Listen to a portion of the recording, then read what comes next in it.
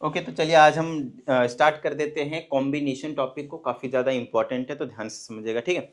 और यहाँ पे हमारे पास कॉम्बिनेशन का सबसे पहले नो डाउट हम क्या समझने वाले हैं भाई, मीनिंग समझने वाले हैं, ठीक है ना।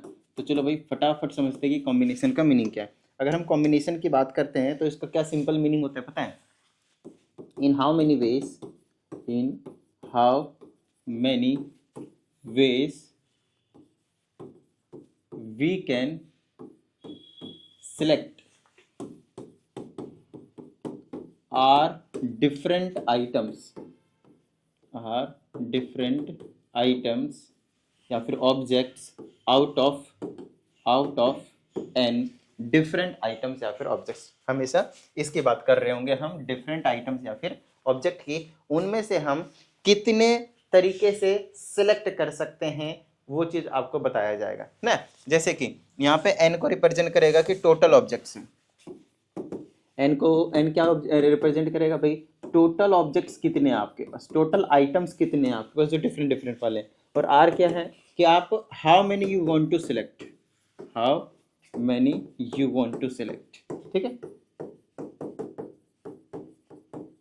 ये कहानी है आपके पास सिंपली एन और आर से रिलेटेड। इसी तरह से हम एनपीआर में डिस्कशन करते थे। एग्जाम्पल के तौर पे लेते हैं, जैसे कि मेरे पास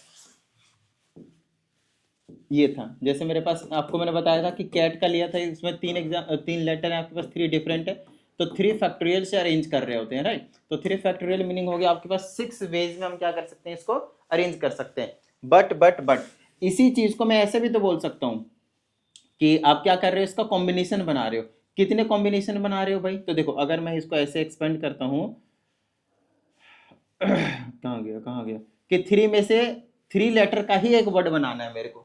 थ्री में से मुझे क्या करना है, थ्री लेटर का ही एक वर्ड, वो तो डिपेंड कर रहा है। देखो मैं तीनों लेटर का वर्ड बना रहा हूँ, तीन तीन लेटर को कंबाइन करके, तो मेरे पास टोटल लेटर कितने हैं, थ्री है। और उसमें से मैं कितने सेलेक्ट कर रहा हूँ, आपके पास थ्री सेलेक्ट कर रहा हूँ। तो उसमें से थ्री को सिलेक्ट करके और उनको अरेंज भी कर रहा हूँ, तो उसके लिए हम परमुटेशन का यूज करते थे। Three factorial divided by three minus three, zero factorial. Zero factorial की वैल्यू वन होती है, तो आया कितना, three factorial which is nothing but six. तो अगेन मैं आपसे क्या कहना चाह रहा हूँ, जब भी हम कभी सिलेक्ट करते हैं और उसको अरेंज कर देते हैं, समझ में आ रही थी ना बात, सिलेक्ट करते हैं और उसको हम अरेंज कर देते हैं तो उसमें हम परमुटेशन लगाते हैं। लेकिन अगर मैं सिर्फ सिलेक्ट करना चाहता हूं, ध्यान समझिएगा, अगर मैं सिर्फ सिलेक्ट करना चाहता हूं तो मुझे क्या मिलेगा भाई, तो मुझे यहाँ पे कॉम्बिनेशन का यूज करना पड़ेगा। तो हमें सिलेक्शन की बात करेंगे, समझ में आ रही थी, सिर्फ और सिर्फ सेलेक्ट करना चाहता हूँ। फॉर एग्जाम्पल मेरे पास एक कैट का फिर से लेटर वर्ड आया और मैं कहता हूं कि तीनों लेटर का वर्ड मैं कितने तरीके से सेलेक्ट कर सकता हूं, समझ में आ रही थी बात। तो सिर्फ और सिर्फ आपके पास एक ही तरीका होगा, there is only one way. Six इसको सेलेक्ट करके एक्चुअल में इसमें क्या पता है, क्या क्या पता है, कॉम्बिनेशन भी लगाया हमने, पता है कैसे। पहले तो आपने तीनों लेटर को सेलेक्ट किया, उसके बाद उसको आपने अरेंज कर दिया। परमुटेशन के स्टार्टिंग में हमने आपको समझाया था कि परमुटेशन का मीनिंग है selection plus arrangement, but combination का मीनिंग होता है सिर्फ सिलेक्शन और कुछ भी नहीं, ठीक है। एग्जांपल लेते हैं और बेहतरीन तरीके से समझाएंगे आपको, ठीक है। देखो इसमें थ्री लेटर है, आप चाहते हो कि तीन लेटर को कितने तरीके से आप सेलेक्ट कर सकते हो, समझ में आ रही थी बात। आप बोलोगे सर हम सी ए टी सेलेक्ट कर सकते हैं, सी टी ए सेलेक्ट कर सकते हैं, है ना, ए सी टी कर सकते हैं, ए सी टी तो ए टी सी कर सकते हैं आपके पास, फिर टी ए सी कर सकते हैं, टी सी ए कर सकते हैं। देखो वो आपकी बात बिल्कुल सही है, लेकिन ये जितने भी लेटर आप सेलेक्ट कर रहे हो तीनों लेटर के, क्या वो सारे के सारे सेम नहीं है, क्या उनमें सारे सेम लेटर नहीं है। ध्यान रहे यहाँ पे दो चीज बता रहा हूँ, ध्यान समझेगा, इन दोनों के बीच में डिफरेंस समझना बहुत ज्यादा जरूरी है।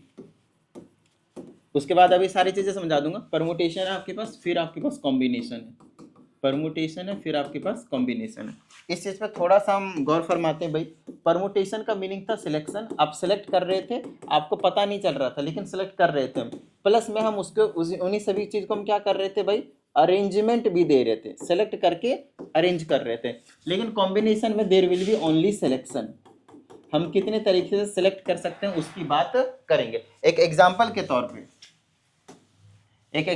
तौर पे अगर मेरे पास परमुटेशन है, वही कैट का ही है, तो इसमें तीन लेटर है, तो तीन लेटर में से सिर्फ मैं दो को सेलेक्ट करके अरेंज करना चाहता हूँ, इसका मैं परमुटेशन की बात करूंगा। तो थ्री फैक्टोरियल अपॉन में one factorial which is again six आया आपके पास, अगेन क्या है आपके पास 6 वेज आया। लेकिन यहाँ की बात करेंगे कॉम्बिनेशन में। कॉम्बिनेशन में क्या होता है, 3 में से हम सिर्फ 2 को सिलेक्ट करना चाहते हैं, कॉम्बिनेशन में हम सी यूज करते हैं। जिसको नहीं पता कि एनसीआर को कैसे एक्सपेंड करते हैं, हालांकि मैंने बताया हुआ है, बट फिर भी मैं अभी यहाँ पे बता देता हूँ। एन होगा, सी होगा और यहाँ आर होगा, तो इसको मैं ऐसे लिख सकते हैं एन फैक्टोरियल डिवाइडेड बाय में एन माइनस आर फैक्टोरियल। बोलोगे सर ये तो सेम यही वाला हो गया जो एनपीआर होता है, यही तो होता है ना, 3 फैक्टोरियल अपन में 3 माइनस, मतलब एन, ये देखो यहाँ पे लिख देता हूँ एन पी आर, क्या होता है ये एन फैक्टोरियल डिवाइडेड बाय में एन माइनस का आर फैक्टोरियल। बोलोगे सर इधर सिर्फ पी लगा इधर सी लगा, बाकी सारा तो सेम है। आपकी बात बिल्कुल सही है, लेकिन ये इतना ही नहीं है ना, यहाँ पे आपको आर फैक्टोरियल से इसको डिवाइड भी करना होता है और कुछ भी नहीं। समझ में आई इतनी बात? तो ये जो करते हैं ना, ये आर जो फैक्टोरियल कहता है जितने आपने सेलेक्ट करे उतने को आप यहाँ पे मल्टीप्लाई अगर आर फैक्टोरियल करते हो तो अरेंजमेंट हो जाएगी। हम मल्टीप्लाई नहीं कर रहे हैं, उसको डिवाइड कर रहे हैं, खत्म बात। समझ में आई इतनी बात? तो ये कहानी आपके पास, ये सेलेक्ट कर देता है, देखो ये सेलेक्ट करके फिर अरेंज भी कर देता है, और ये बोलता है भाई अरेंज करना ही नहीं है तो आर फैक्टोरियल से इसको क्या कर दो, डिवाइड कर दो। तो ये एनसीआर इस तरीके से खुलता है। तो जब मैं 3C2 को, जैसे कैट में से 3 लेटर है, 3 लेटर में से हमने कितने सेलेक्ट किया, 2, सिर्फ 2 को सेलेक्ट करना चाह रहे हैं, यहाँ पे सिलेक्ट करके हमने क्या कर दिया, अरेंज कर दिया। देखो इधर इसको एक्सपेंड करूंगा 3 फैक्टोरियल अपॉन में 2 फैक्टोरियल, और फिर कितना आ जाएगा 3 माइनस 2, तो 1 फैक्टोरियल की वैल्यू 1 हो गई, तो 3 इंटू 2 हो गया, डिवाइडेड बाय 2 से 2 कैंसिल, सिर्फ 3 वेज आया। अब इसको कैसे समझेंगे और समझते हैं कि इसमें से 2 लेटर के टोटल वर्ड कितने बना सकता हूं मैं, सी ए बना सकता हूं, सी टी बना सकता हूं, ए सी बना सकता हूं, ए टी बना सकता हूं, टी ए बना सकता हूं, टी सी बना सकता हूं। बोलो हाँ या नहीं? टोटल अरेंजमेंट हमने कर दी। बट इसमें क्या है आपके पास, इसमें कैट वाले में क्या है आपके पास, या तो सी ए है या तो आपके पास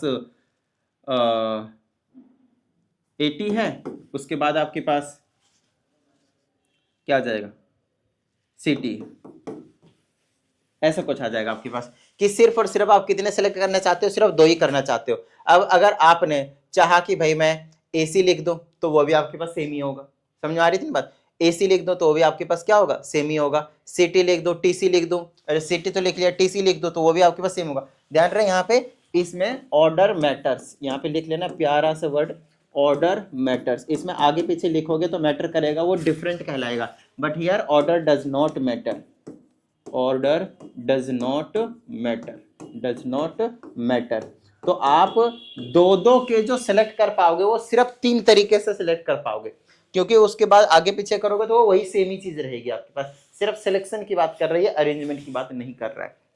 मैं बार बार इस पे जोर दे रहा हूं क्योंकि जब हम क्वेश्चंस करेंगे तो वहां पे उसी चीज को थोड़ा सा अच्छे से पता होगा तो आप क्वेश्चंस को बेहतरीन तरीके से कर पाएंगे। ये ओवरऑल परम्यूटेशन एंड कॉम्बिनेशन से रिलेटेड एक बेसिक सा मैंने आप लोगों को आइडिया दिया है। आइए इसके बारे में और भी ज्यादा डिटेल में बात करते हैं, लेकिन आज हम किसके बारे में बात करेंगे, कॉम्बिनेशन के बारे में डिटेल में, राइट। चलिए, तो एक तो चीज आप लोगों ने समझ ली कि भाई कॉम्बिनेशन का मीनिंग क्या है, सिंपल सिलेक्शन है। और एक तो चीज हमने आपको सिखा दिया कि एनसीआर को कैसे तोड़ते हैं, तो एन फैक्टोरियल डिवाइडेड बाय में आर फैक्टोरियल, और उसके बाद एन माइनस का आर फैक्टोरियल, मतलब दोनों का सेम ही है, बस ये आर फैक्टोरियल से डिवाइड किया जाता है। क्लियर है? यहाँ तक क्लियर है? चलो इसी के साथ फटाफट हम एक रिलेशन देख लेते हैं इन दोनों के बीच में, relation between permutation and combination, permutation and combination. तो आप बोलोगे सर ये तो बहुत आसान है, हमने तो अभी देखा यहाँ पे कि इसमें बस इतना ही फर्क है। ध्यान से समझो, इतना इसमें बस इतना ही फर्क है, ये एनसीआर है और ये क्या है मेरे पास, इसको छोड़ देता हूँ तो ये क्या बन गया मेरे पास, एनपीआर बन गया। बोलो हाँ या नहीं? ठीक है ना? तो ये आर फैक्टोरियल है, डिवाइड में था, इधर भेज दूंगा तो मल्टीप्लाई में हो जाएगा, तो यहाँ पे मल्टीप्लाई में आर का फैक्टोरियल कर दूंगा तो ये दोनों इक्वल हो जाएंगे। तो एनपीआर किसके इक्वल है, एनसीआर इंटू में आर फैक्टोरियल के। इस बात का ध्यान रखना है, ये एक बहुत ज्यादा इंपॉर्टेंट रिलेशन है बाबू, समझ रहे हो मेरी बात को? ये एक बहुत ज्यादा इंपॉर्टेंट क्या है, रिलेशन है। क्लियर है भाई? डन है? चलो, तो ये हो गया हमारे पास कॉम्बिनेशन की बात। अब हम आगे की और भी चीजों के बारे में बात कर लेते हैं, ध्यान समझिएगा।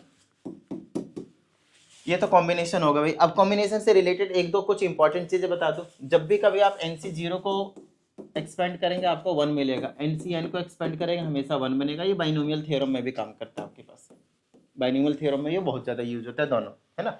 फर्स्ट वाली वैल्यू टर्म में जो कोफिशिएंट आता है और लास्ट वाली में जो कोफिशिएंट आता है, बाइनोमियल एक्सपेंशन अगर आपने किया तो यही दोनों आते हैं, और इन दोनों की वैल्यू हमेशा क्या लेनी होती है, हमें 1। नहीं पता तो आप एक्सपेंड करके देख लो ना भाई। ये लो n फैक्टोरियल डिवाइडेड बाय में 0 फैक्टोरियल, है ना, ये r है आपके पास, और फिर n माइनस जीरो तो n फैक्टोरियल, इससे ये कैंसिल, जीरो फैक्टोरियल की वैल्यू 1 तो 1 आ गई। इसको भी एक्सपेंड कर दो, n फैक्टोरियल डिवाइडेड बाय में n factorial, n minus n क्या हो गया, जीरो फैक्टोरियल, ये कैंसिल हो गया, ये कैंसिल, डन।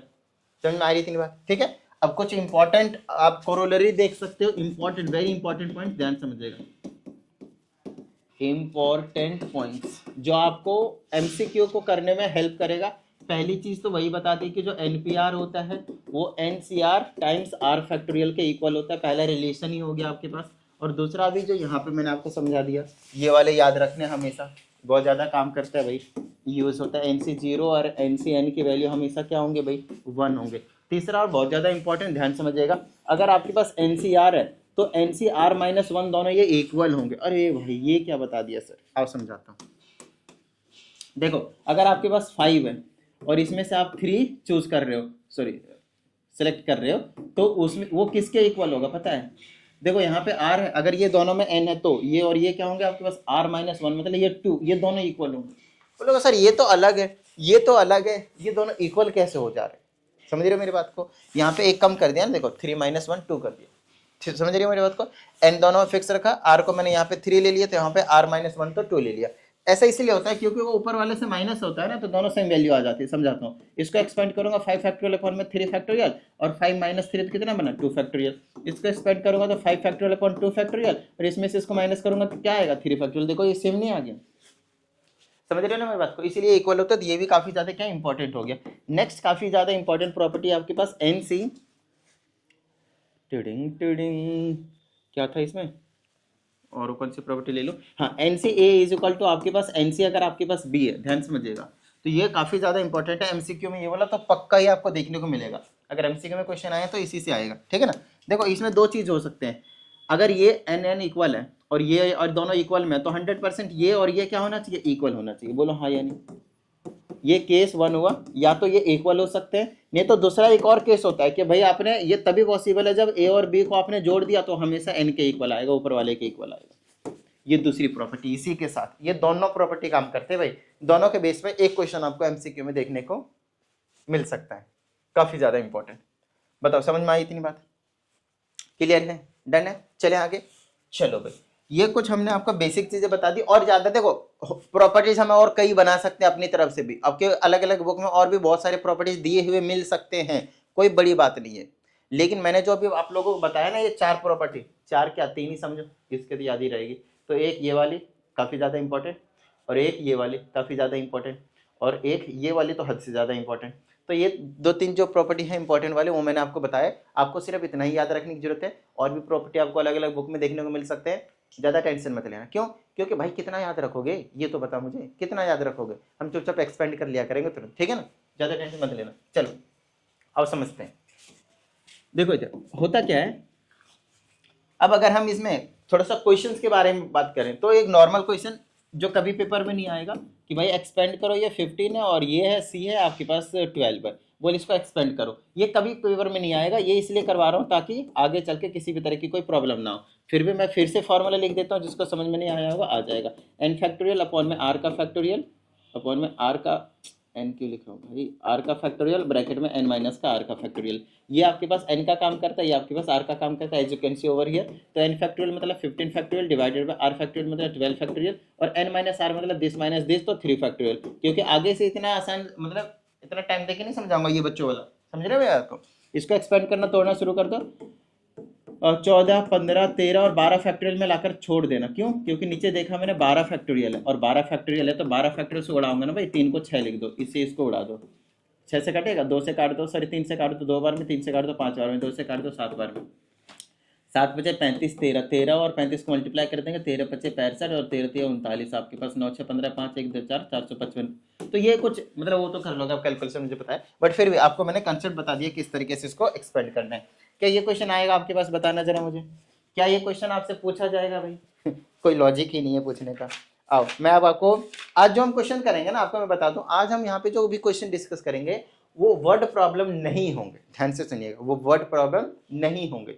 हाँ ऐसा वर्ड प्रॉब्लम आप समझ सकते हो, you are given 10 objects, in how many ways you can select 7 objects, तो यही तो क्वेश्चन था। You are given 15 objects, in how many ways you can select 12 objects, भाई वही तो था ये, वही तो था ये। आपके मान लेते हैं इंडियन क्रिकेट टीम में टोटल 11 प्लेयर्स खेल रहे हैं, 11 प्लेयर्स में से अगर मेरे को बैटिंग के लिए सेलेक्ट करना है, मान लेते हैं कि 5 प्लेयर को सिलेक्ट कर 7 प्लेयर को सिलेक्ट करना है, लेट से 7 प्लेयर को सिलेक्ट करना है, in how many ways I can select 7 players out of 11, so 11C7, तो सेलेक्ट की बात करते हैं, बस इतना ही रहता है और कुछ नहीं, बस इसे हमें एक्सपेक्ट करना है। तो वर्ड प्रॉब्लम है तो बेसिक वाले तो कोई दिक्कत वाली बात नहीं है। कल जो हम डिस्कस करेंगे, कल मतलब नेक्स्ट वीडियो जो हम डिस्कस करने वाले हैं उसमें हम ऐसे ऐसे वर्ड प्रॉब्लम उठाएंगे जहां से पेपर में क्वेश्चन आते हैं, लेकिन आज जो करवा रहा हूँ उसमें से भी पेपर में आएंगे। अभी मैं बेसिक वाले हो गया, अब उन पे चलते हैं जहां से हमारे पास क्वेश्चन जो है वो देखने को मिलता है, ठीक है। अब देखो एक तो ऐसा दिया जा सकता है क्वेश्चन बच्चों वाले, जैसे कि मैंने बोला भाई 12C3 मल्टीप्लाई 2C1 को एक्सपेंड करो, ऐसा ही कुछ दो वैल्यू दे देंगे, लाइक 4C3 प्लस करना पड़ेगा 5C2 को, कर लोगे। नेक्स्ट यही चीज़ ऐसे ही दे देंगे कुछ और बोलेंगे भाई माइनस करो, इसको कर लोगे। फिर बोलेंगे भाई यही चीज़ रेशियो में गिवन है 4C। ध्यान रहे यहाँ पे जो n की वैल्यू हमेशा ग्रेटर देन और इक्वल टू r होती है। कहीं पता चला आप नीचे वाली वैल्यू को, ये जो नीचे यहाँ पे मैं लिख दूँ 5 लिख दिया, नॉट पॉसिबल। आपसे अगर कभी n की वैल्यू से निकल कर सॉल्व करके अभी बताऊंगा तो लेते नहीं हम, ध्यान रखना, ठीक है। यहाँ पे मैं 2 ले लेता हूँ या फिर 3 ले लेता हूँ, ले चुका हूँ 1 ले लेता हूँ मैं, और इसको अब की बार मान लेते हैं कि डिवाइड करना है कितने से 51C49 से, तो इनको हमें सॉल्व करना आना चाहिए बस। अभी आपको एक्सपेंड करना सिखा दिया, बस प्लस माइनस मल्टीप्लाई और डिवाइड में, मतलब हर एक टाइप के क्वेश्चंस की आपकी प्रैक्टिस होनी चाहिए। इन चारों को आपको एक्सपेंड करना आना चाहिए कि मल्टीप्लाई में तो मल्टीप्लाई करना, भाई दोनों को सेपरेटली सॉल्व करो, मल्टीप्लाई करो, सेपरेटली सॉल्व करो, प्लस कर दो, सेपरेटली सॉल्व करो, माइनस कर दो, सेपरेटली सॉल्व करो, काटा पीटी हो जाएगा अपने आप। समझ में आ रही थी बात? तो ये इस टाइप की जो चीजें हैं वो आपको नॉर्मल जो सबसे पहले जो है वो दिया जाएगा पेपर में, ठीक है। Got it? देखो इसका एक तरीके से यूज करेंगे, डायरेक्टली ऐसा नहीं बोलेंगे एक्सपेंड और solve 12C3, no, not possible. समझ रहे इस बात को? कभी ऐसा नहीं देंगे आपके पास। अब क्वेश्चन कैसा आता है आप समझाते हैं। क्वेश्चन ऐसा आएगा 35C n+7 है, वो इक्वल है आपके पास 35C4n-2, 4n-2। क्वेश्चन हमारे पास find the values of n या फिर वैल्यू ऑफ n। बताओ मुझे कैसे करोगे भाई, जल्दी से बता दो फटाफट, कैसे करोगे। देखो इधर अभी आपको एक प्रॉपर्टी बताया कि अगर NCA हो और NCB हो तो दो कंडीशन अराइज होते हैं कि A और B इक्वल होंगे, या तो A और B को ऐड कर दूंगा तो हमेशा वो N के इक्वल होगा। तो आपको जो निकालने के लिए बोला है वो निकाल दोगे यहाँ से, बस हो गया। देखो ये और ये सेम टू सेम है, आपके पास n और n ही है आपके पास, तो ये और ये दोनों क्या होंगे, इक्वल होंगे, और यहाँ से n निकल जाएगा या नहीं निकल जाएगा, तो n+7 = 4n-2 करो, और क्या करो, इसको इधर भेज देता हूँ तो 7 माइनस का 5 हो जाएगा, ये उधर चला जाएगा तो 3 हो जाएगा, n हो जाएगा। समझ में आ रही थी बात? कुछ गड़बड़ नहीं लग रहा भाई, n+7 दे रखा है, फ्रैक्शन में कैसे आ जाएगा, एक बार चेक करता हूँ मैं। कितना है 35 n+7 और 4n-2, भाई दिया तो यही दिए रखा है। चलो सॉल्व करने की कोशिश करते हैं। तो n+7 = 4n-2 हो गया आपके पास, और n उधर भेज दिया तो 3n आ गया, 2 इधर भेज दिया तो देखा गलत किया ना, -2 इधर आएगा प्लस हो गया तो 9 हुआ। तो फ्रैक्शन में कैसे आ रहा है भाई, काट दो तो n की वैल्यू कितनी आई थी, 3 आई। तो देखो ये वाला फर्स्ट वाला पोर्शन मैंने अप्लाई किया, अगर मैं ये और ये अप्लाई करता तब भी कोई दिक्कत नहीं है। तो इसको ऐड करो, n+7 + 4n-2 दोनों को ऐड कर दिया, वो किसके इक्वल होगा, n के इक्वल होगा। n क्या मेरे पास 35, सॉल्व करते हैं, n 5n हो गया, इसको करेंगे तो 5 आ जाएगा, इक्वल टू क्या आया आपके पास 35 आ गया आपके पास, ठीक है यहाँ तक। चलो अब क्या कर सकता हूँ मैं यहाँ से, सही है ना, हाँ ठीक है। 5n = क्या हो गया, इधर करेंगे तो आ जाएगा 30, और यहाँ से n की वैल्यू क्या आ गई 6। बोलोगे सर यहाँ पे तो n की वैल्यू 3 आई और यहाँ पे आपके पास कितना आया 6 आया, ऐसा क्यों, और समझाता हूँ। देखो इधर अगर मैं यहाँ पे पुट करता हूँ, यहाँ पे अगर मैं पुट करता हूँ 35, n की वैल्यू कितना लेता हूँ मैं 3 लेता हूँ, तो कितना आ जाएगा C10 आ जाएगा, और यहाँ पे 35 पुट करता हूँ तो 3 पुट करता हूँ, 3 4 जा 12 माइनस C10 आ जाएगा। तो इसमें तो कोई दिक्कत नहीं कि दोनों इक्वल है, बोलो हाँ या नहीं। नेक्स्ट 6 लेते हैं तो ये आ जाएगा 35C, और अगर मैं 6 लेता हूँ 7 से 13 आ जाएगा, = 35C। अगर मैं कितना लेता हूँ 6 लेता हूँ तो 6 चौका 24 और 2 कितना हो गया आपके पास, 6 चौका 24 और 2 कितना हो गया, सॉरी 6 चौका 24 2 हो जाएगा तो 22 बनेगा। बोले समझ में आई इतनी बात, ठीक है। अब इन दोनों को एक्सपेंड करने की कोशिश करना, दोनों इक्वल आ रहे हैं या नहीं आ रहे हैं, कितना हो जाएगा 35 फैक्टोरियल, और इसमें से 13 फैक्टोरियल, फिर इसमें से ये माइनस होगा तो कितना बनेगा 22 फैक्टोरियल इज इक्वल टू ये आ जाएगा 35 फैक्टोरियल डिवाइडेड में 22 फैक्टोरियल, और ये कितना आ जाएगा आपके पास 35 माइनस 2 कितना आ जाएगा 13 फैक्टोरियल। अब मेरी बात ध्यान से समझना, पहले यहाँ पे देखकर लगा था थोड़ी देर के लिए भाई ये दोनों इक्वल नहीं है, लेकिन मुझे विश्वास था कि ये दोनों इक्वल है, इसलिए मैंने आपको यहाँ पे एक्सपेंड करके सिखाया। ये दोनों प्रॉपर्टी जो अभी मैंने आप लोगों को बताया यहाँ पे यूज हो गया। देखो यहीं से आप करते हैं एन की वैल्यू निकल गई है, कोई और झंझट पालने की कोई जरूरत नहीं है। लेकिन मैं आपसे बता रहा हूँ कि एन की वैल्यू यहाँ पे 3 भी हो सकता है और एन की वैल्यू आपके पास यहाँ पे 6 भी हो सकता है, दोनों हो सकते हैं। दोनों के केस में ये वैल्यू और ये वैल्यू आपके पास इक्वल ही है, आपके पास देख लो, समझ में आ रही है इतनी बात, इक्वल ही है आपके पास। तो ये चीज आपको थोड़ा सा समझने की जरूरत है। ये वाली प्रॉपर्टी भाई, ये वाली दिखाता हूँ, ये वाली प्रॉपर्टी देखो, अभी आपको मैंने क्या बताया भाई, ये वाले एनसीआर हो या फिर एनसीआर -1 हमेशा इक्वल ही होगा। ये वाले दोनों प्रॉपर्टी सबने सॉल्व किया और दोनों आपको मैंने देखो इक्वेट करके ऐसे दिखाया था कि यहाँ ये अलग है ये अलग है, फिर भी उन दोनों को वैल्यू इक्वल आया था, वही सेम काम वहां पे किया। क्लियर है? तो ये इस तरह की चीजें आपको पता होनी चाहिए, कॉन्सेप्चुअल क्वेश्चन है। ऐसा एक और क्वेश्चन दे रखा है हमारे पास जो कि बहुत ज्यादा सिंपल है। बोलता है कि भाई मेरे पास NC8 दे रखा है और वो दे रखा है इक्वल NC2 के, तो आप मुझे बताओ कि NC2 कितनी होगी। देखो ये, अरे NC2 ही पूछ लिया क्या? हाँ कोई दिक्कत नहीं, बच्चों वाली चीज है। देखो जा ये और ये चीज इक्वल है, तो हमें पहले से पता है कि ये और ये दोनों को ऐड कर दिया जाएगा, या तो ये इक्वल होंगे या तो ऐड होकर किसके इक्वल आएगा n के। तो n की वैल्यू कितनी आ गई 10, यहाँ पुट कर दो 10C2, सॉल्व कर लो, बोलो हाँ या नहीं। तो ये दोनों प्रॉपर्टी बहुत ज्यादा इंपॉर्टेंट है, ध्यान रखना है इसको, बहुत ज्यादा मतलब बहुत ज्यादा। ऐसा ही सेम क्वेश्चन हमारे पास एक और है, कहा जाता है कि NC10 है इज इक्वल टू NC12 है, 12 है, तो आप मुझे NC3 निकाल कर बताओ। तो सेम क्वेश्चन हो गया ना भाई, NC3 निकाल कर बताओ, सेम क्वेश्चन हो गया ना। ये क्या करूंगा मैं यहाँ से, ये दोनों इक्वल है तो ये या तो इक्वल होना चाहिए जो कि नहीं है, तो हमारा पास क्या आ जाएगा, इन दोनों को ऐड करके n के इक्वल आएगा। तो n की वैल्यू क्या है 2, तो कंडीशन के अकॉर्डिंग लेते जाएंगे। n की वैल्यू यहाँ पे 22C3। अब इसको एक्सपेंड कर दो, समझ रहे हो मेरी बात को, बिल्कुल सिंपल है, टेंशन लेने की कोई जरूरत नहीं। ठीक है भाई, रिकॉर्ड तो होना कहीं पता चले रिकॉर्ड ही नहीं हो रहा। तो एक तो इस टाइप के क्वेश्चन आपको देखने को मिलेंगे, नहीं तो विदाउट वर्ड प्रॉब्लम में आपको और भी एक टाइप के क्वेश्चन देखने को मिलता है, मैं आपको करवाता हूँ, टेंशन मत लीजिए, हर एक तरह के क्वेश्चन आप लोगों को मैं करवा दूंगा, टेंशन ना लो, ठीक है। और थोड़ा सा इसमें अगर लेवल अप करते तो बिल्कुल वैसे ही है, कुछ अलग नहीं है। n+1 is equal to 50 C4n-1 4n-1, और आपसे बोला है कि NC8 निकालो, NC8 निकालो। तो फिर से अभी मैंने आपको क्या बोला, आपके पास दो कंडीशन होंगे, या तो अगर आपके पास n की वैल्यू इक्वल है तो ये और ये चीज इक्वल होंगे a और b, तो n+1 is equal to 4n-1, हमें n ही तो चाहिए, इसको उधर भेज दो, -1 इधर आ जाएगा तो इधर कितना हो जाएगा 3n हो जाएगा। भाई फ्रैक्शन में क्यों आ जाते हो यार, फ्रैक्शन में मत आया करो, बात नहीं बन रही यहाँ पे, देखो फ्रैक्शन में आ जा रहा है मेरे हिसाब से n+1 यही दे रखा है। अगर मैं फिर से चेक करता हूँ कहाँ की, अरे 50 NC+1 is equal to 54n-1, भाई ये दिया तो यही है। चलो इसको ऐड करते हैं, मतलब इक्वल रखते हैं, इसको इक्वल रख दिया, n को उधर भेजेंगे 3n हो जाएगा और इधर लाएंगे 2, तो फ्रैक्शन में आएगा। तो ये मत यूज करो, क्या यूज करूंगा, इसको ऐड करके n+1 और प्लस करूंगा तो 4n-1, तो किसके इक्वल आएगा 50 के इक्वल आएगा। आई बात समझ में, इसको करेंगे तो कितना आएगा, यहाँ से भी फ्रैक्शन में ही आएगा भाई, तो n तो फ्रैक्शन में हो नहीं सकता, इन्होंने क्या कर रखा है, ऐसा क्यों दे रखा है, शायद कुछ मिस्टेक, नहीं आएगा फ्रैक्शन में यार, सही है। देखो n की वैल्यू कितनी है, मुझे लगा 1 ऐड हो जाएगा, 10 आ गए, n की वैल्यू क्या आएगा 10, यहाँ से भी आ सकता था वैसे, अगर ऐसा है बात तो नहीं आ रहे, यहाँ से निकाल लो। इसलिए दोनों कंडीशन आपको मैंने बता रखी जिससे मतलब ईजी हो, निकल जाए। n की वैल्यू फ्रैक्शन डेसिमल में नहीं हो सकता, that will be always be a natural number, ध्यान रहे इस चीज का, ठीक है ना। पॉजिटिव इंटीजर आपके पास देखने को मिलेगा, n की वैल्यू 0 भी नहीं होगा क्योंकि 0 में से आप क्या ही सिलेक्ट करोगे, समझ रहे हो। और r की वैल्यू आप 0 होगा तो उसकी वैल्यू हमेशा 1 होगा, क्या ही सिलेक्ट करोगे, आपके पास NC0 जो टोटल होगा n होगा उसको एक ही बार में सिलेक्ट कर लो।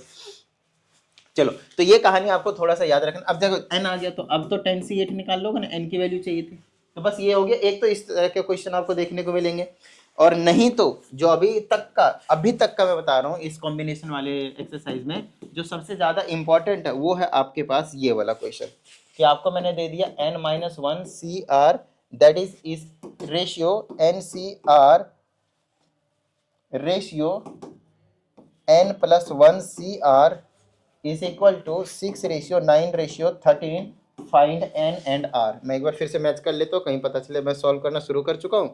और ये लोग बस नौटंकी कर रहे हो। n-1 times r ratio n C r ratio n+1 times C r और आ गया 6 9 13। ये है आपके पास रेशियो भाई, देख लो एक बार अच्छे से, बेहतरीन तरीके से देख लो भाई, क्लियर है। चलो अब पहले इन दोनों को उठा लो तो क्या हो जाएगा n-1 सी आर, ठीक है, वो किसके रेशियो के इक्वल है, 6/9 के इक्वल है। दूसरा वाला इन दोनों को उठा लो, 3 रेशियो में जब दिए हो तो पहले 2 वाला रेशियो वाला करा दो, क्या कहीं दे रखा है 2 रेशियो वाला, देखता हूँ मैं एक बार, इसमें तो नहीं दे रखा लेकिन मैं निकाल लूंगा क्वेश्चन। पहले मैं 2 रेशियो वाला करा देता हूँ आप लोगों को ताकि ज़्यादा टेंशन नहीं आएगी। फिर हमसे क्वेश्चन दिया है find n if 3 × n+1 C3, समझ रहे मेरी बात को, इज इक्वल टू 7 × NC2। देखना मेरी बात ध्यान से समझना। अगर मैं यहाँ की बात करता हूँ, ये 2 रेशियो वाले क्यों बताया मैंने, क्योंकि n+1 C, इसको मैं इधर लाऊंगा तो NC2 बना लेगा इज इक्वल टू 7/3 आया। तो this ratio this is equal to this ratio this दिया, इसमें 2 रेशियो वाले क्वेश्चन हो गए। पहले ये 2 वाले रेशियो वाले करते, फिर हम 3 वाले रेशियो वाले आपको करवाएंगे, ठीक है। चलो इसको सॉल्व करना शुरू करो, यहाँ से हम n की वैल्यू निकाल देंगे। एक्सपेंड करो भाई, क्या आ जाएगा, n+1 का फैक्टोरियल डिवाइडेड बाई 3 का फैक्टोरियल, और इसमें से इसको माइनस कर दो तो क्या हो जाएगा मेरे पास, n+1 में से माइनस करेंगे 3 का फैक्टोरियल और डिवाइडेड बाई में n का फैक्टोरियल। पहले सिंपल लिख लो, ज़्यादा होशियारी करने की कोई जरूरत नहीं है, ठीक है ना, ज़्यादा होशियारी के चक्कर में फिर ले डूबोगे अपने आप। तो ये हो जाएगा 7/3। बच्चों की तरह काम कर लेना पहले।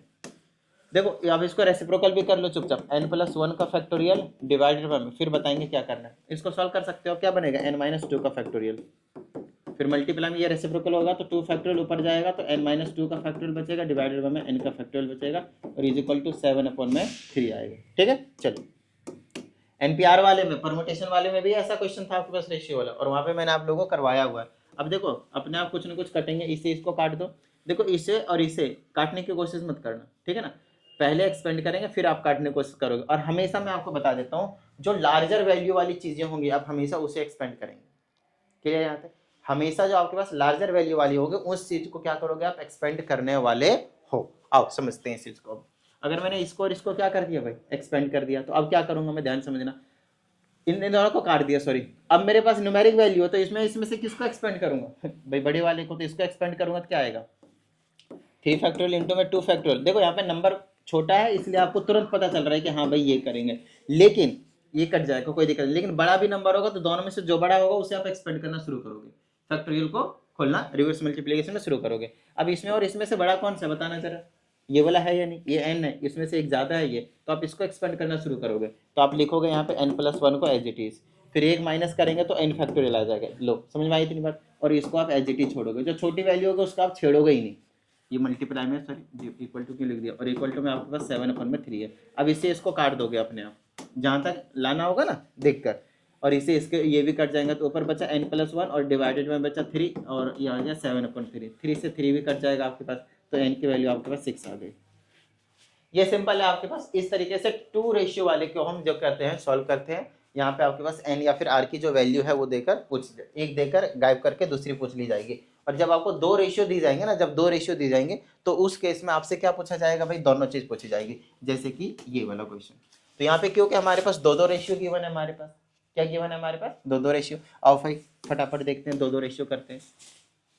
हाँ, एक रेशियो ये वाला बना दिया, अब दूसरा रेशियो ये बनाएंगे, NCR डिवाइडेड बाय में लिखा था या नहीं लिखा था, आप सुनो मेरी बात ध्यान से सुनो। इसका और इसका एक रेशियो बनेगा जो कि मैंने बनाया नहीं था, तो आ जाएगा n-1 CR डिवाइडेड बाय में NCR। इसका रेशियो क्या होगा, 6/9। एक और रेशियो बनाओ भाई, क्या बनेगा, ये वाला NCR divided by n+1 CR, किसके इक्वल आएगा, 9/13 के इक्वल आएगा। बताओ समझ में आई इतनी बात। आपको 2 रेशियो दिए हैं, 2 रेशियो से हमें 2 इक्वेशन मिलेंगे, ठीक है, n और r के बीच में। बाद में हमें उसमें एलिमिनेशन वगैरह लगाकर हमें सॉल्व करना पड़ेगा। और इसको एक्सपेंड करो बच्चों की तरह, ज़्यादा होशियारी करने की कोई जरूरत नहीं है, मिस्टेक कर लोगे, ठीक है ना। और ये आ जाएगा r का फैक्टोरियल, फिर इसमें से इसको माइनस करेंगे तो लिख लेना चुपचाप n-1 फिर माइनस का r का फैक्टोरियल होल डिवाइडेड बाय में, ये आ जाएगा n फैक्टोरियल डिवाइडेड बाय में r का फैक्टोरियल, और ये आ जाएगा n-r का फैक्टोरियल। और ये किसके इक्वल है, 2/3, अरे सर 6/9 था, अरे काट दिया 3 से। अब साथ में इसको भी करते जाए, दो इक्वेशन एक साथ करेंगे। ये हो जाएगा n फैक्टोरियल डिवाइडेड में r फैक्टोरियल, फिर आ जाएगा आपके पास n माइनस आर का फैक्टोरियल डिवाइडेड में n प्लस वन का फैक्टोरियल डिवाइडेड में r का फैक्टोरियल, फिर आ जाएगा n plus one minus r का फैक्टोरियल और इज इक्वल टू 9/13। क्लियर है? चलो सॉल्व करते हैं इसको रेसिप्रोकल करेंगे। पहले तो n माइनस वन का फैक्टोरियल डिवाइडेड में r का फैक्टोरियल डिवाइडेड में n minus one minus r का फैक्टोरियल मल्टीप्लाई में ये आ जाएगा r का फैक्टोरियल ब्रैकेट में n माइनस आर का फैक्टोरियल, ये तो फैक्टोरियल बहुत है बाबू, n का फैक्टोरियल। चलो इज इक्वल टू में क्या है आपके पास 2/3 है। चलो इसको भी एक्सपेंड करते हैं। n का फैक्टोरियल डिवाइडेड में r का फैक्टोरियल, एक साथ सॉल्व कर रहा हूँ, आप सेपरेटली सॉल्व कर सकते हैं, मर्जी है। r का फैक्टोरियल ब्रैकेट में n plus one minus r का फैक्टोरियल डिवाइडेड में n प्लस वन का फैक्टोरियल और ये इक्वल आपके पास 9/13 के। ठीक है, चलो अब इसको मैं सॉल्व करूंगा, कैसे आएगा देखो, r फैक्टोरियल से r फैक्टोरियल कैंसिल हुआ। ठीक है, देखो ये और ये कैंसिल होने के चांसेस हैं, फिर इसके और इसके कैंसिल होने के चांसेस हैं, तो इन दोनों में हम पहले तो एनालाइज करेंगे कि बड़ा कौन सा है, जो बड़ा होगा हम उसी को एक्सपेंड करेंगे। ये n-1 है, ये n है, अगर n की वैल्यू, जिसको अगर कोई डाउट हो ना तो कुछ वैल्यू ले लेना चुपचाप, जैसे इसको मैं पता करना चाह रहा हूँ कि इन दोनों में से जो है वो बड़ा कौन सा है। n की वैल्यू अगर मैंने 10 लिया तो यहाँ पे 10 रखो, 10-1 9 फैक्टोरियल आ जाएगा, ये 10 फैक्टोरियल और ये 9 फैक्टोरियल, तो ये बड़ा है, तो इसको एक्सपेंड करूंगा मैं। तो n-1 फैक्टोरियल को आप एज इट इज रखोगे क्योंकि ये उड़ने वाला है थोड़ी देर में, ठीक है ना। और इसको मैं एक्सपेंड कर रहा हूँ तो n को ऐसे रखूंगा, एक कम कर दूंगा तो n-1 का फैक्टोरियल, देखो उड़ेगा ना अभी। अब इसको और इसमें थोड़ा सा एनालाइज करने की कोशिश करो कौन सा बड़ा है, फिर n और r की वैल्यू ले लो भाई, n की वैल्यू हमेशा बड़ी लेना और r की वैल्यू छोटी लेना। जिसको कुछ समझ में नहीं आ रहा है कौन सी बड़ी वैल्यू और किसको एक्सपेंड करना है उसके लिए बता रहा हूँ, ठीक है, ध्यान समझना। पता तो मुझे भी नहीं चलता जब तक मैं वैल्यू लेता नहीं तब तक मुझे भी पता नहीं चलता भाई, समझ में आ रही थी बात। हाँ मतलब कुछ जैसे ये था नॉर्मल, ये तो तुरंत समझ में पता चल जाता है, लेकिन ऐसे वाले में मुझे भी पता नहीं चलता। लेकिन अभी फिलहाल अगर मैं नोटिस करता हूँ तो ये n-r है और ये n-r है, उसमें से एक और कम हो रहा था, ये छोटी है ये बड़ी है, मतलब ऐसे भी पता लगा सकते हैं देखने के बाद, तुरंत नहीं पता चलता। तो चलो आप लोगों को जिसको ऐसे भी समझ में नहीं आ रहा उसके लिए हम वैल्यू ले लेते हैं। तो n की वैल्यू थोड़ी देर के लिए 10 ले लेते हैं और r की वैल्यू चलो 7 ले लेते हैं, कोई दिक्कत। यहाँ पे पुट करो n, तो 10-7 कितना आएगा, ये 3 फैक्टोरियल आया, तो इसको एज इट इज रख दो कि पहले से हमने यहाँ वाले को सॉल्व किया 3 फैक्टोरियल। यहाँ सॉल्व करो, n की जगह 10-1 और माइनस का 7 कितना हुआ, 10 माइनस का 8 इज इक्वल टू 2 फैक्टोरियल। तो देखो ये 3 आया 2 आया, तो ये ग्रेटर है, समझ रहे हो मेरी बात को।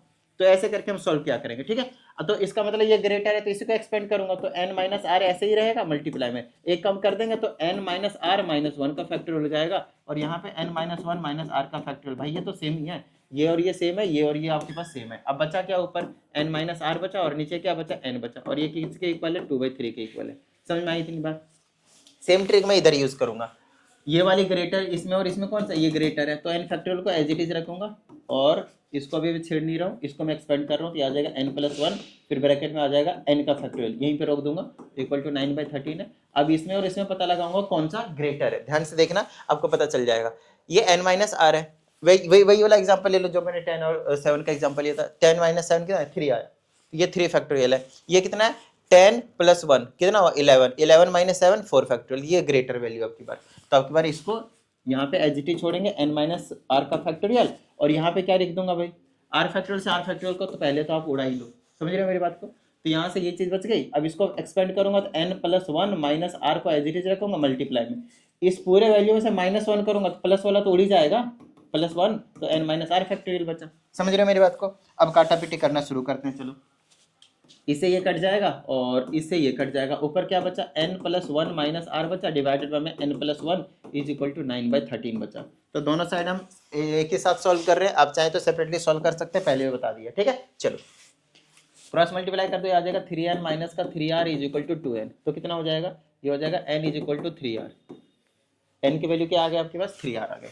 यहाँ से सॉल्व करते हैं, क्रॉस मल्टीप्लाई करके आ जाएगा 13n + 13 माइनस 13r, 13 हो गया भाई, ये आ जाएगा 9n प्लस का 9, ठीक है। n वाले को एक तरफ करो तो ये आ जाएगा 13 और इसको करेंगे तो 4n आ जाएगा, और ये इसको इधर ले आऊंगा तो प्लस का 4 बचेगा और ये माइनस का 13 आ रहा है और इक्वल टू में 0, दोनों को अंदर ले आया मैंने, इसको अंदर लाया तो कम कर दिया 4n आया, 9 इधर आया कम कर दिया 4 आया और -13 आया। और you can also say that it is nothing but 4n minus 13r is equal to -4, एक ही बात है, समझ रहे हो। अब n के जगह पे पुट कर दो 3r, यहाँ पे पुट कर दो 3r, ठीक है ना। तो ये हो जाएगा -4, कितना हुआ 12r माइनस का 13r is equal to -4, minus r is equal to -4, r की वैल्यू कितनी आ गई आपके पास 4 आ गई, आर की वैल्यू यहाँ पे पुट करते हैं, एन की वैल्यू कितनी आ गई आपके पास 12 आ गई। बोला समझ में आई इतनी बात? मैं एक बार चेक कर लेता हूँ आंसर, वैसे तो सही होगा, इसमें कोई दिक्कत वाली बात नहीं है। 14 एन की वैल्यू 12, आर की वैल्यू 4। बोलो समझ आ रही है बना बात? इस तरह के क्वेश्चंस तो कर लोगे मेरे हिसाब से, कोई प्रॉब्लम नहीं आनी चाहिए भाई। अगर कोई प्रॉब्लम आती है तो इस पर भेज दीजिएगा, कनेक्ट हो जाइएगा, आप लोगों को प्रॉपर वीडियो सॉल्यूशन प्रोवाइड करने की मैं पूरी कोशिश करूंगा, ठीक है। चलिए नेक्स्ट क्वेश्चन की बात करते हैं। और इसमें जो हमें नेक्स्ट क्वेश्चन देखने को मिलता है, क्या बोला मैंने, आज जो हम डिस्कस करने वाले हैं वो विदाउट क्या कहते हैं इसको, वर्ड प्रॉब्लम हम यहाँ पे आज इंक्लूड करने वाले ही नहीं है आपके पास, ठीक है ना। विदाउट वर्ड प्रॉब्लम जितने टाइप के क्वेश्चन बनते हैं उन सभी को हम सॉल्व कर लेते हैं। कहा जाता है NC4 है, NC5 है और NC6 है, ये तीनों के तीनों आपके पास AP में है। क्या है ये तीनों के तीनों AP में? तो आप मुझे N की वैल्यू बता दो। वेरी सिंपल क्वेश्चन, क्या है ये आपके पास? वेरी सिंपल क्वेश्चन है। बोलोगे सर ये कैसे, आप समझाता हूँ। अगर आपके पास AP में है तो फर्स्ट और लास्ट का एवरेज बीच वाला आएगा या नहीं आएगा? अरे देखो A है, B है, C है आपके पास, तो A प्लस C/2 किसके इक्वल आता है? B के इक्वल आता है। नहीं पता, चलो छोड़ देते हैं, नहीं ये भी नहीं पता, अरिथमेटिक नहीं पता, इतना भी पता AP में होता है तो इसका बीच का जो डिफरेंस है, मतलब NC5 माइनस NC4 होगा, वो किसके इक्वल होगा? ये देखो NC6 माइनस का NC5 के इक्वल होगा। इसका D1 मान लेते, इसका D2 मान लेते, तो D1 और D2 क्या होता है? इक्वल होते हैं। अब यहाँ से भी देखोगे तो आपको पता चलेगा क्या रहेगा, NC5 और इसको उधर भेज दो, कौन से सेम वाले हैं? NC5 वाला ही तो सेम है, इसको इधर ले आओ, तो NC5 प्लस का NC5 हो जाएगा, और ये NC6 में से ये उधर चला जाएगा तो प्लस का NC4 हो जाएगा। ये डबल 2 मल्टीप्लाई NC5 है इज इक्वल टू NC6 से प्लस में NC4 है आपके पास। बोलो समझ में आई इतनी बात? क्लियर है, ठीक है। तो ये क्या हुआ, अब जरा देखना ये क्या हुआ आपके पास, जरा देखना भाई। अगर मैं इसको A मानता हूँ, अगर मैं इसको B मानता हूँ, अगर मैं इसको C मानता हूँ, तो ये जो चीज़ है ये वो है क्या? A plus C/2 is equal to B है या नहीं? बोलो हाँ या नहीं। अरे 2 इधर भेज दो ना भाई, 2 इधर भेज दो, मल्टीप्लाई हो जाएगा। ये देखो ये 2B है, 2B है, और ये क्या? A प्लस C है। आगे पीछे लिख लो, उससे कुछ फर्क नहीं पड़ता, C प्लस C। समझ रहे हो मेरी बात को? ठीक है, तो एक ही बात है, आप डायरेक्टली वो चीज़ लगा सकते हो फॉर्मूला अरिथमेटिक मीन वाला, नहीं तो आप भैया कॉमन डिफरेंस वाला कंसेप्ट लगाओ, जिसको बच्चों की तरह समझना है वैसे समझ लो, कोई दिक्कत नहीं।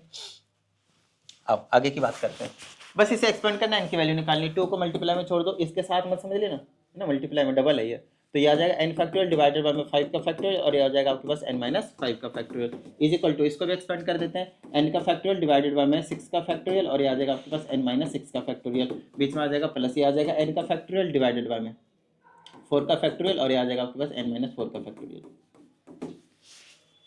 क्या करो पता है, तीनों इन दोनों में से n फैक्टोरियल कॉमन लो और इस वाले n फैक्टोरियल से उड़ा दो, तो ये आ जाएगा 2 मल्टीप्लाई n का फैक्टोरियल डिवाइडेड बाय 5 का फैक्टोरियल, और ये आ जाएगा आपके पास n माइनस, सब में से 4 फैक्टोरियल कॉमन लिया जा सकता है, ध्यान समझो मैं बताता हूँ। इसको तोड़ो एक बार, 5 × 4 फैक्टोरियल तक छोड़ दो, और नीचे में ये n-5 को अभी थोड़ी देर के लिए रहने दो, अगले स्टेप में करेंगे इसको।